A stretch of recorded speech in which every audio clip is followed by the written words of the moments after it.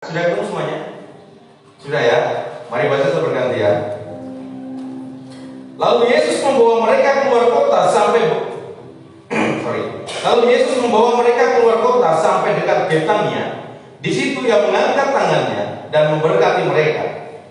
Ketika ia sedang memberkati mereka, ia berpisah dari mereka dan melangkah ke surga. Mereka sujud menyembah kepadanya. Lalu mereka pulang ke Yerusalem dengan sangat bersukacita. Mereka senantiasa berada di dalam bait Allah dan memuliakan nama. Amin. Saudara, mari perhatikan hal ini. Kebangkitan Tuhan, bagaimana semua mata melihat bahwa kebangkitan itu sesuatu yang spektakuler. Karena hanya Yesus yang mampu ketika dia menyerahkan nyawanya dan dia bisa bangkit dari tubuh kemuliaan. Saudara, hanya Yesus yang sanggup melakukan sesuatu mujizat yang begitu luar biasanya. Dan semua orang itu tutburi atau tuturi handayani, semuanya mengikut Tuhan ketika Yesus bangkit, dan semua orang tahu bahwa Yesus bangkit, semuanya itu mengikut Tuhan. Puluhan ketika pada waktu itu hanya puluhan orang yang ikut Tuhan, tapi ketika Yesus bangkit, ratusan orang itu mengikut Tuhan. Kemanapun Yesus pergi, selalu diikuti. Kemana Yesus pergi selalu diikuti. Ketika Yesus buat mujizat juga sama, semua orang mengikut Tuhan. Tapi ketika Yesus pada waktu menyerahkan nyawanya, semua orang seakan-akan ambles, tidak ada yang peduli lagi. Semuanya menjauh dari Tuhan. Saudara bisa memperhatikan hal ini. Bagaimana sesuatu yang luar biasa ketika Yesus bangkit, banyak orang mengikut kembali. Dan ketika mengikut itulah saudara, ada beberapa hal yang dia bagikan ketika dia naik ke surga. Saudara, saya bagikan 3 bagian hari ini. Yang pertama, Yesus memberi berkat. Saudara bisa perhatikan, saya menuliskannya, ternyata tulisannya sangat kecil tentang ayat-ayatnya. Ayat yang 50 dan 51. Lalu Yesus membawa mereka keluar kota sampai dekat Betania. Di situ ia mengangkat tangannya dan memberkati mereka.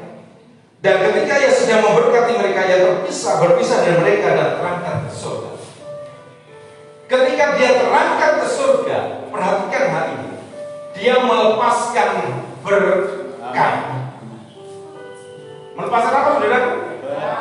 Bukan merpati ya. Melepaskan apa? Berkat. Kenapa melepaskan berkat? Karena dia tahu dia akan berpisah dengan para umatnya. Berpisah bukan berpisah selamanya, tapi berpisah untuk memberkati mereka. Karena dia tahu bahwa dia akan turun lagi dalam bentuk Roh Kudus. Yang kita peringati hari Minggu depan bagi pencurahan Roh Kudus, dan kita merayakannya di sore hari. Biasanya kita kan pagi hari. Kita merayakan sore hari dan kita gabung dengan antara apa? Kensa bermasmur. Nah, di situ sesuatu yang luar biasa terjadi di tempat ini. Katakan amin. Amin. Katakan amin. Amin. Sudah percaya bila Tuhan? Yes.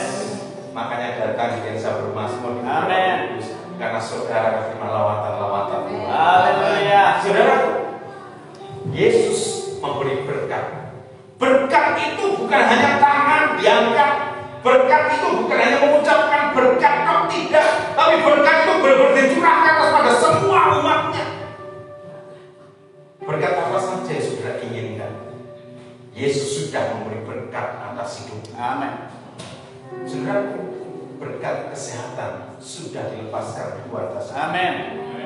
Berkat perlindungan sudah diberikan pada saudara. Amin.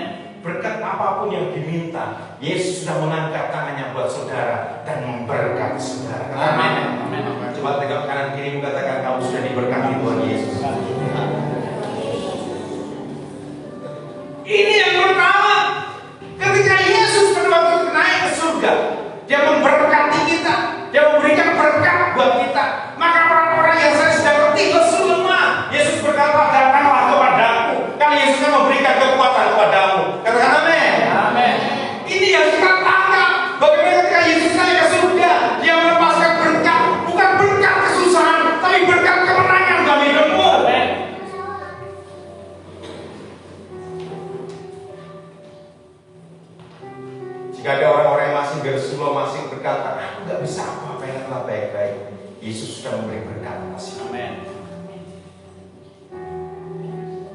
Saudara, karena dia tahu bahwa ketika dia naik ke surga, dia di tempat yang terbaik buat saudara. Tapi aja khusus ke sana ya. Tugasnya belum rampung. Yesus yang ke surga menjadi tempat buat kita semuanya. Tapi aja susu, tugas kita belum rampung.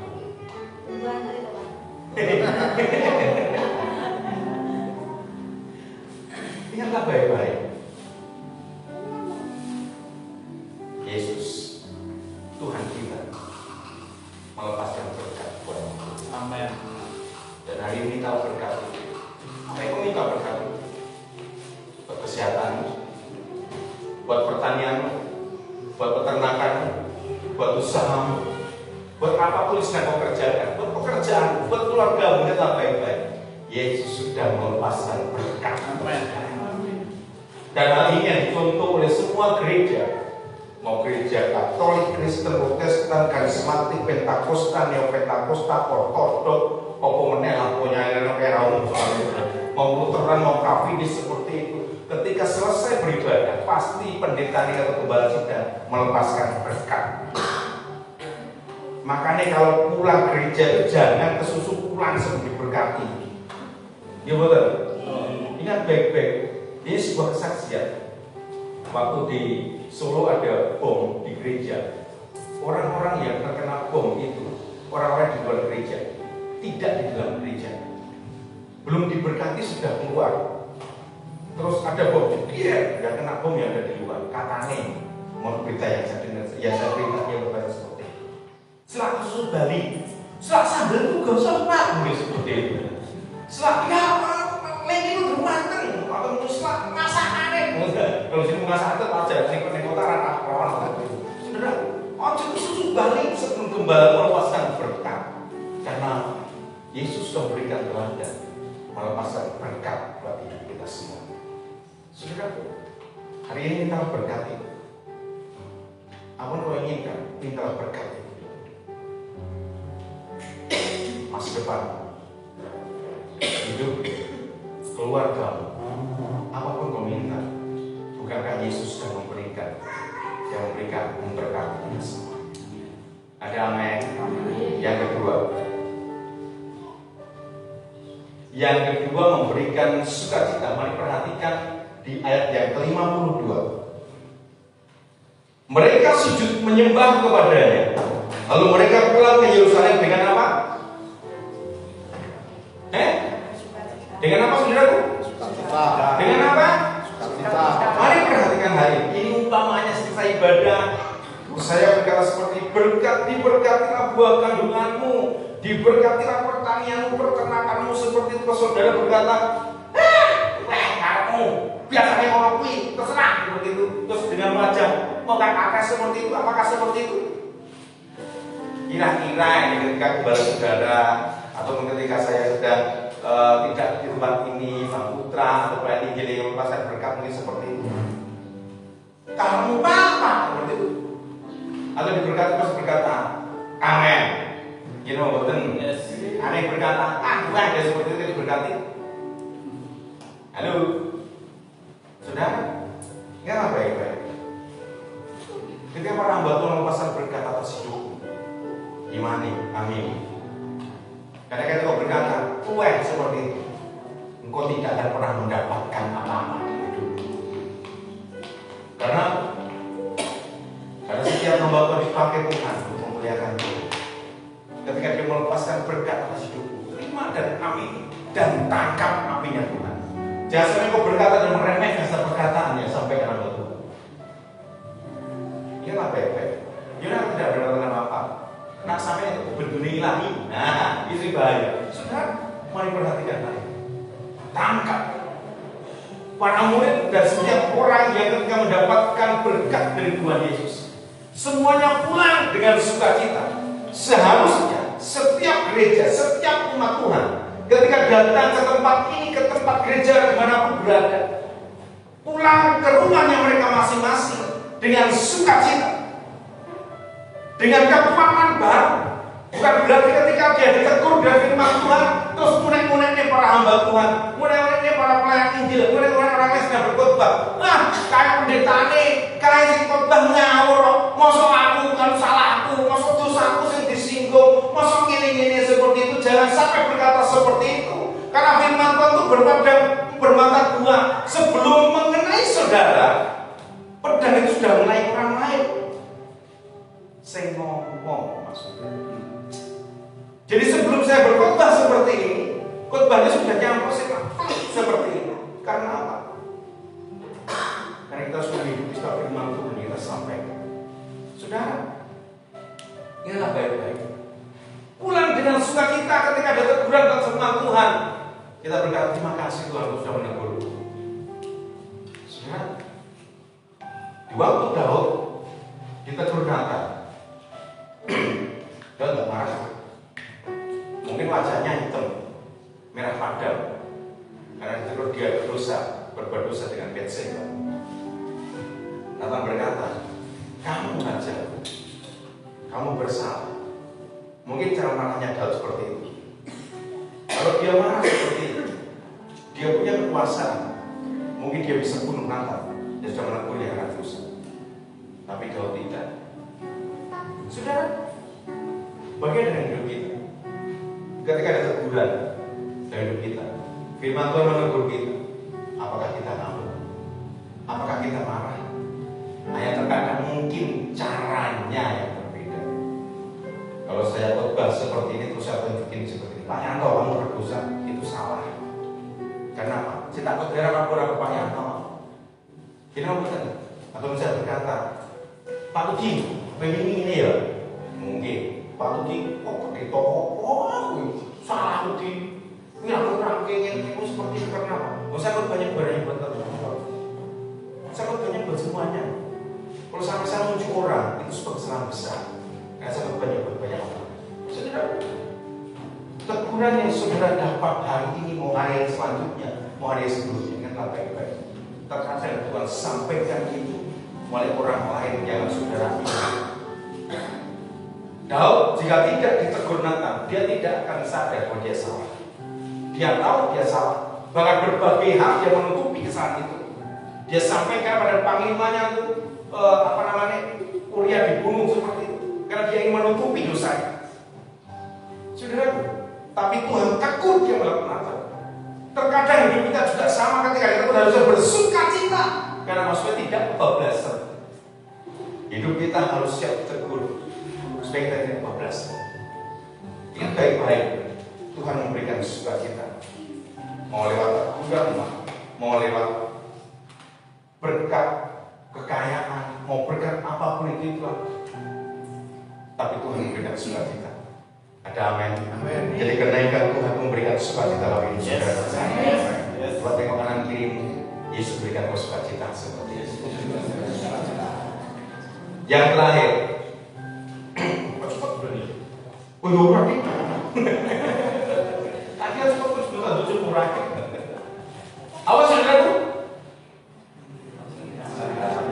Memberikan rasa nyaman. Perhatikan ayat 53.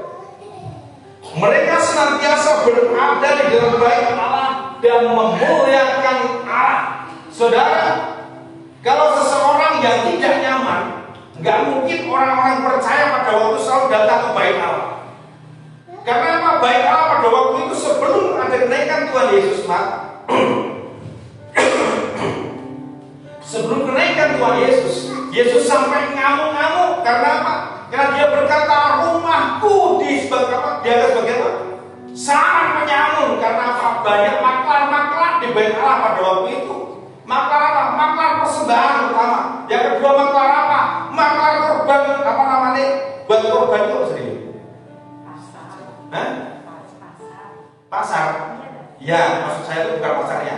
Tapi banyak orang maklar itu jual beli kambing domba lah, apalah untuk korban bakaran di sana. Ini yang membuat ngamuk sehingga ini rumahku buat doa harusnya. Rumahku harus buat apa yang buat pasar seperti ini, buat jual beli seperti ini. Seharusnya tidak ada sapi, tidak ada lembu, tidak ada lembu, tidak ada kambing domba, tidak ada tepung, tidak ada tepung. Kenapa banyak di sini? Saudaraku, yang diinginkan Tuhan pada waktu itu ketika dia melihat bait Allah, yang dibawa ke bait Allah itu digawa selomah, ini persembahanku, orang beli ning kono. Saudara, ketika sudah beri persembahan, apakah saudara di sini terus tuku ning ini nak diurang? Pasti di rumah tuh, kecuali anak kurban atau persembahan syukur, karena apa? Pasti beli amplop ning kono. Kecuali yang ngomong bawa dewi, nggak mungkin di sini. Aku mau persembahan Pak, tak beli ya, nggak ada yang seperti itu. Apa kata ini? Ingatlah baik-baik. Semua murid datang ke bait Allah. Kalau dia nggak merasa nyaman, nggak mungkin datang. Yang pertama, yang kedua, kalau dia tidak akan mendapatkan urapan dan lawatan Tuhan dalam bait Allah, nggak mungkin mau datang. Kalau seseorang ketika datang ke bait Allah tidak ada kekuatan baru untuk dia menyembah Tuhan, tidak mungkin dia mau datang lagi.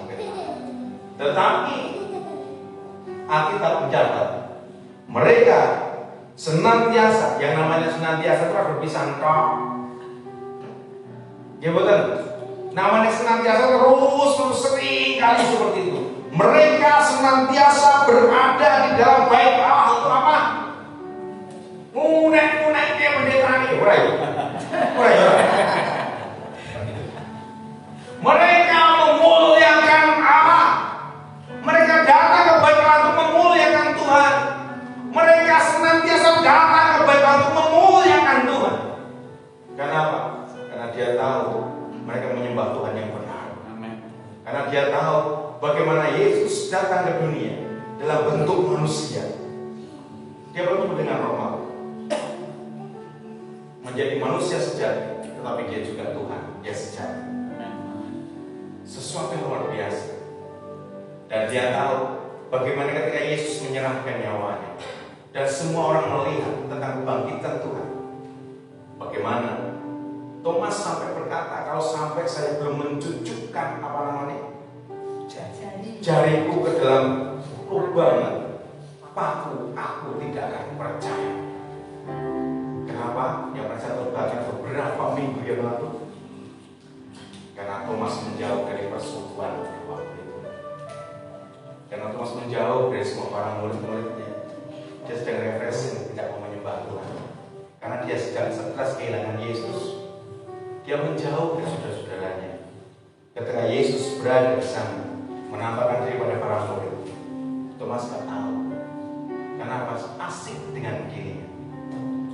Saudara, ingatlah baik-baik. Maka Thomas berkata seperti itu.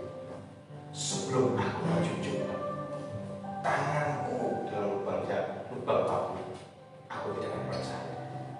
Dia sangat skeptis, sangat ragu-ragu.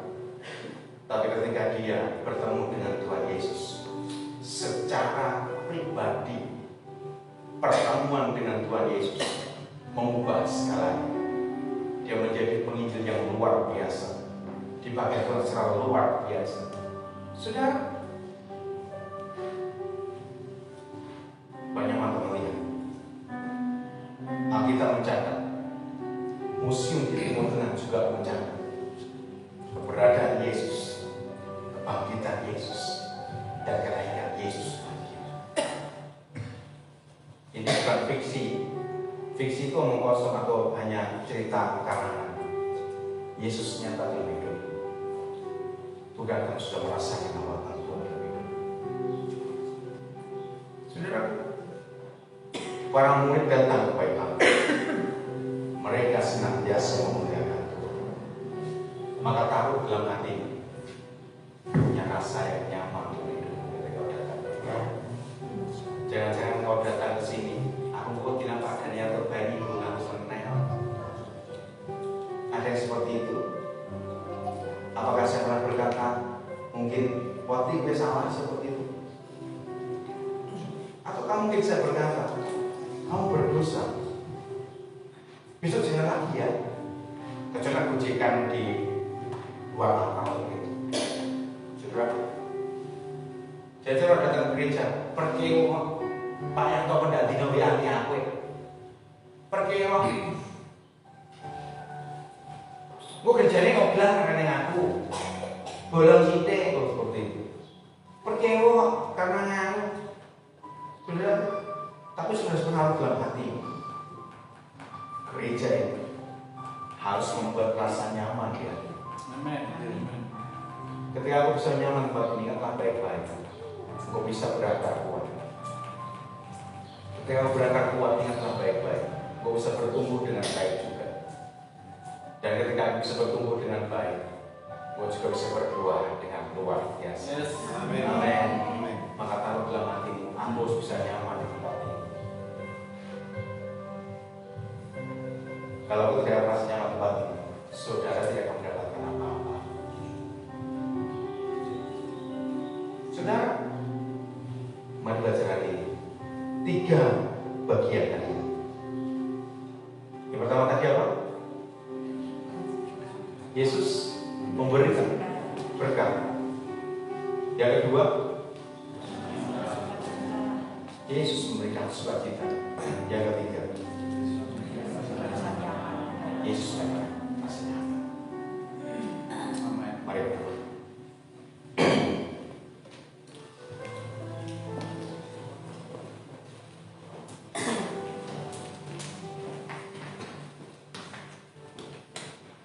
Tuhan Yesus melepaskan berkat dari kita semuanya. Sebelum dia naik ke surga, dia mengangkat tangannya, dia melepaskan berkat buat semua orang yang berada pada waktu itu. Berkat kesembuhan, kesehatan, perlindungan, kekuatan, keluarga, apapun itu. Dan ingatlah baik-baik, hari ini minta berkat itu pada Tuhan. Buat masa depan, pasangan hidupmu, apapun itu, berkat itu tersedia buatmu. Karena Yesus telah melepaskan berkat itu bagi hidup saudara dan saya. Sudah, mintalah hari ini. Apapun kau minta hari ini, minta sama Tuhan. Apa kau inginkan pada Tuhan, minta sama Tuhan. Yesus sudah melepaskan berkat ketika dia naik ke surga. Apa yang kau inginkan buat keluargamu, buat hidupmu, buat masa depanmu, buat pekerjaanmu, pertanian, peternakanmu, minta hari ini. Sampaikan itu pada Yesus. Karena dia sudah memberkati saudara saya. Sampaikan itu pada Yesus. Dan sembah dia. Sembah Yesus. Terima kasih Tuhan. Sembah Yesus. Oh Yesus Tuhan. Yesus Tuhan. Yesus Tuhan. Tuhan